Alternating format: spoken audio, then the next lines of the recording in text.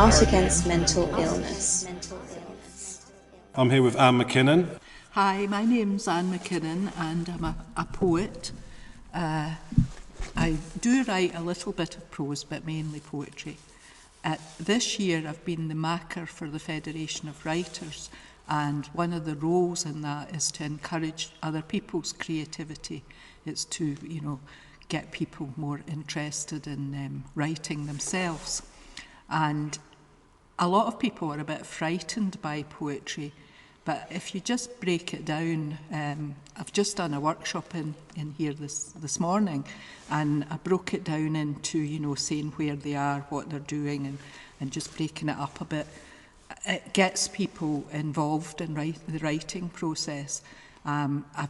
As part of my mackership, I've done a bit of mentoring with people. I've got them to send me their work, and then I've made comments on it, and we've had a conversation about it, trying to just tweak it a little bit, to improve the writing. So that's been one of my main roles. I've also done quite a lot of adjudicating of competitions this year, and I've been absolutely fascinated by the amount of creativity out there. So that's what I've been doing this year. And so why, you've done a workshop in here today. Yeah. What sort of people are turning up to a workshop like that? Are these people, have they got any prior knowledge or interest? Are they coming to you with stuff that they've already written, or are you just taking people from zero? Well, when they asked me to do the workshop, it was to be a taster for poetry. So that's really what I was looking at today. So I did ask everybody what their relationship to poetry was. Some of them had written quite a lot. Others, that was their first attempt at poetry. So it was quite mixed. There was a lady there who was interested in visual arts, but interested in expanding to poetry, so that was quite good. So it was a real variety. 2 people said they'd never written anything in their life, and they wrote a poem today.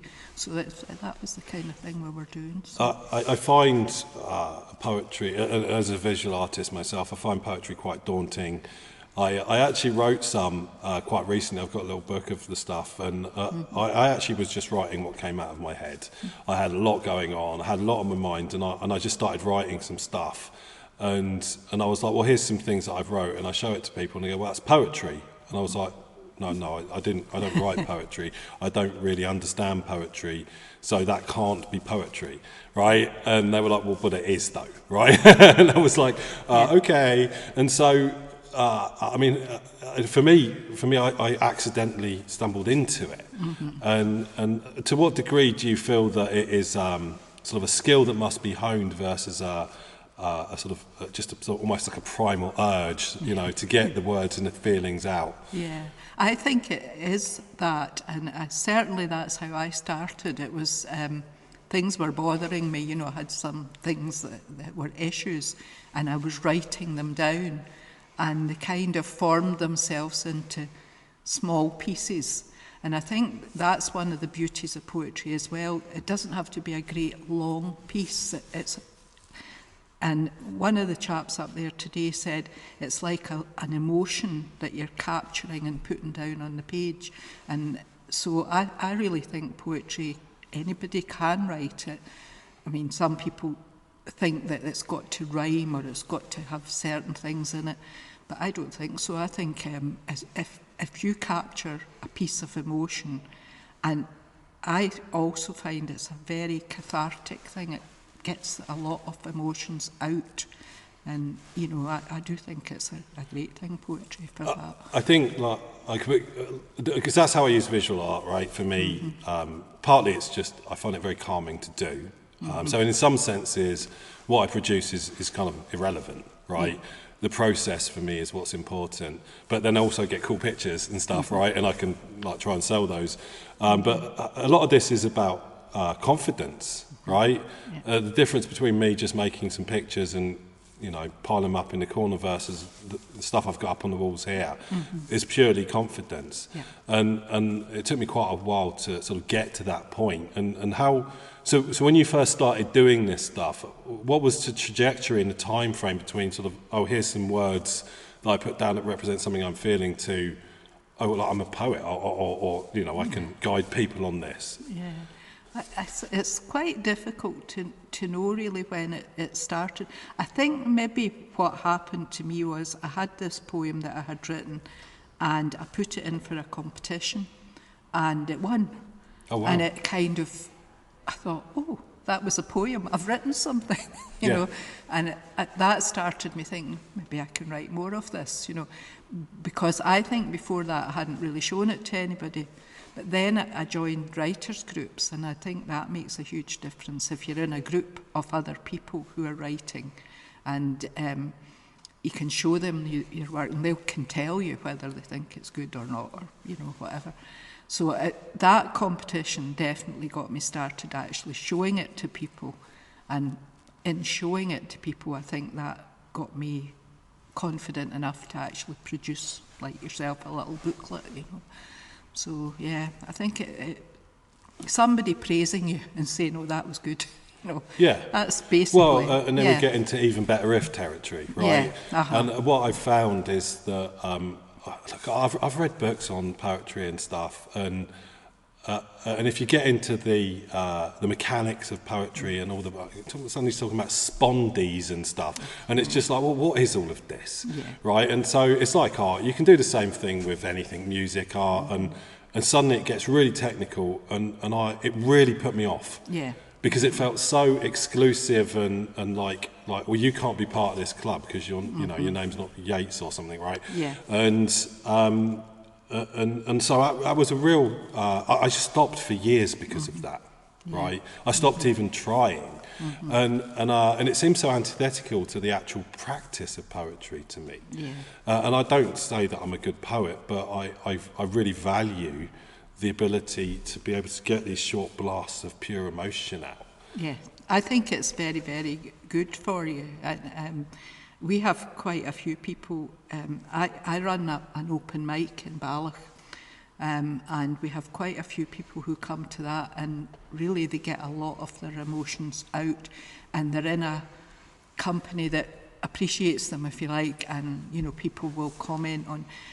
There's one girl in particular who always just writes about her emotions, how she feels, and she says that it's really good because people come up afterwards and speak to her about it, and it's, you know, it's a good thing to do. I think people are very supportive, especially if you're being out there and open.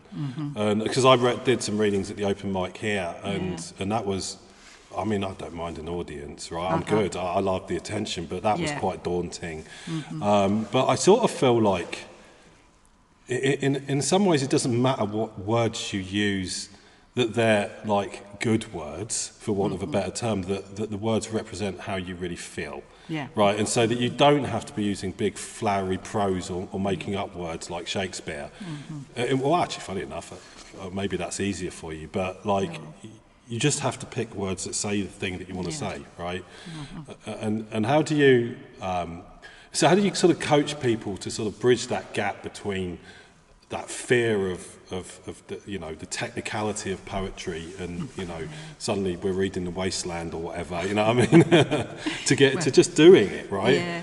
Well, I think probably I was an English teacher, so I did have to teach poetry, if you like, and I didn't like the way they analysed poetry. You know, they take a poem and they go, you know, this is this and this.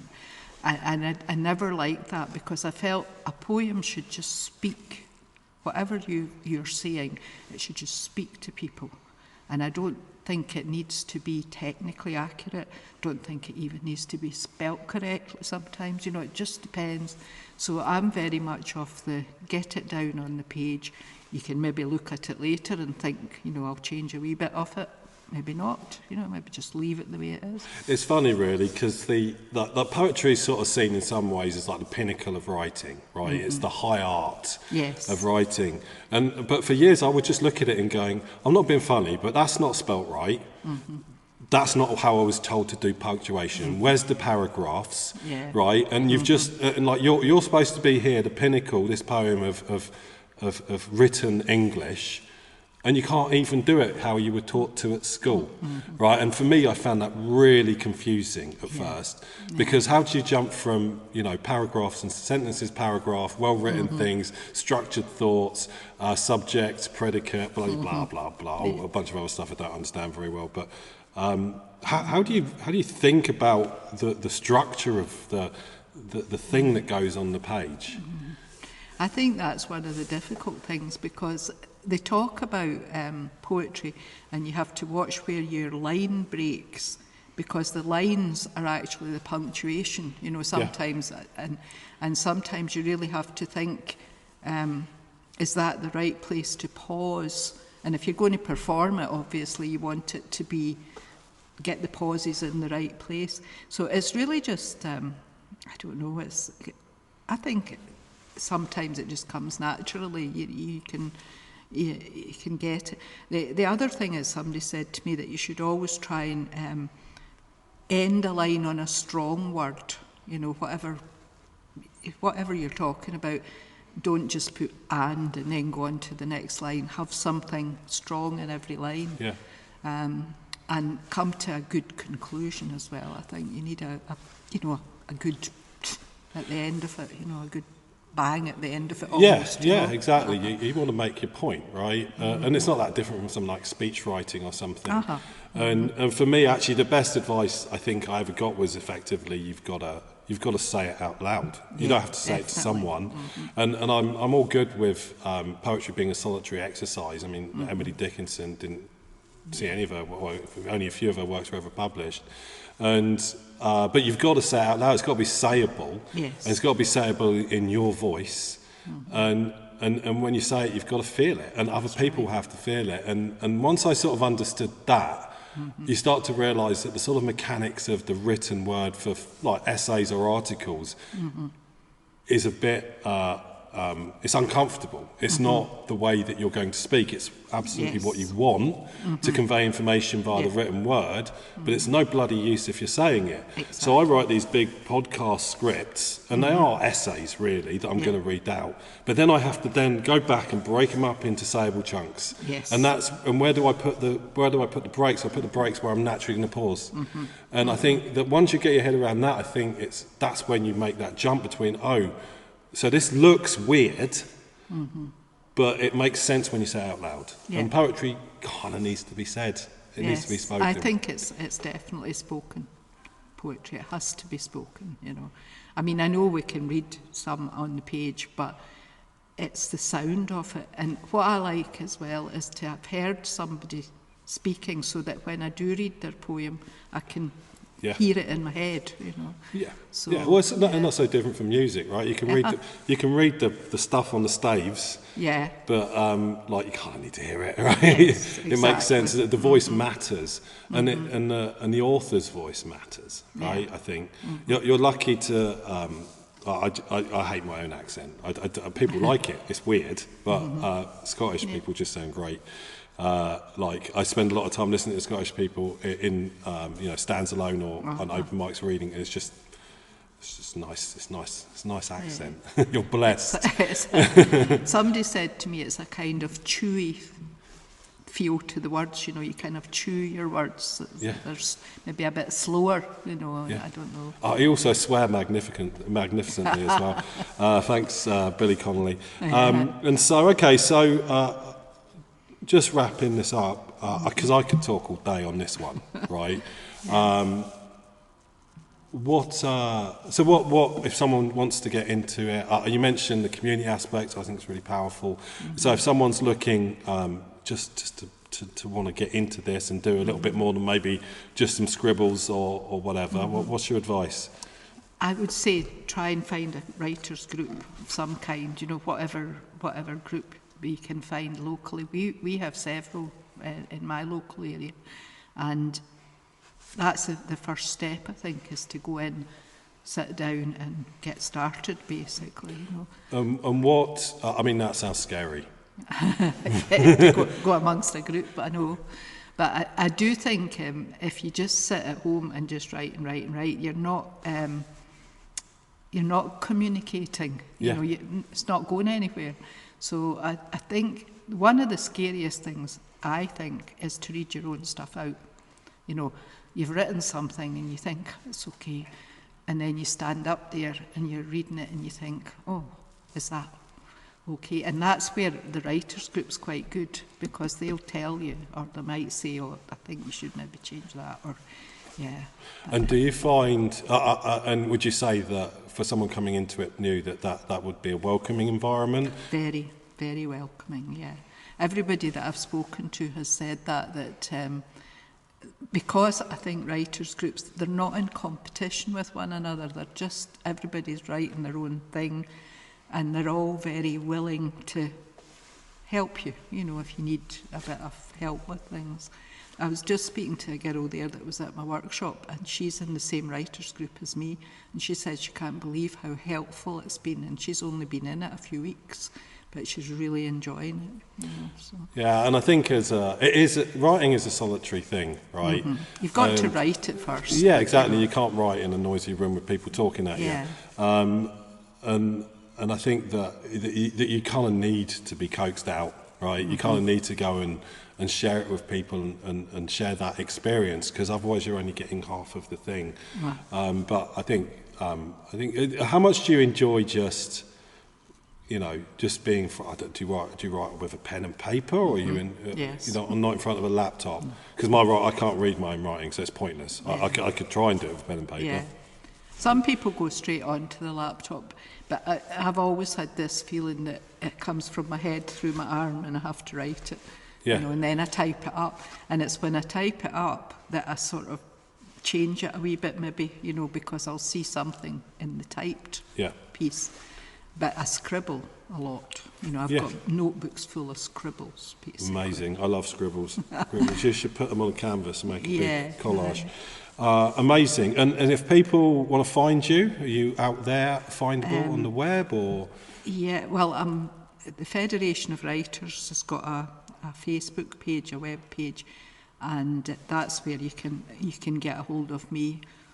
I've not got a web page of my own because I'm not very technical. No one uses the web anymore. Yeah. And what have you got planned coming up? Well, the Book Week Scotland's the next big thing, and I've got 2 workshops for that in different libraries. And then at the end of the month, we're doing a St Andrew's Night open mic on Zoom.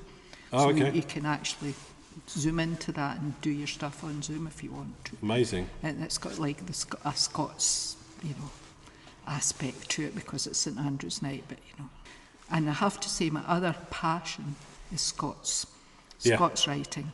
So I've been doing a Scots Word of the Week on the web page for the Federation, and I get loads of comments on that. Give me a Scots Word of the Week.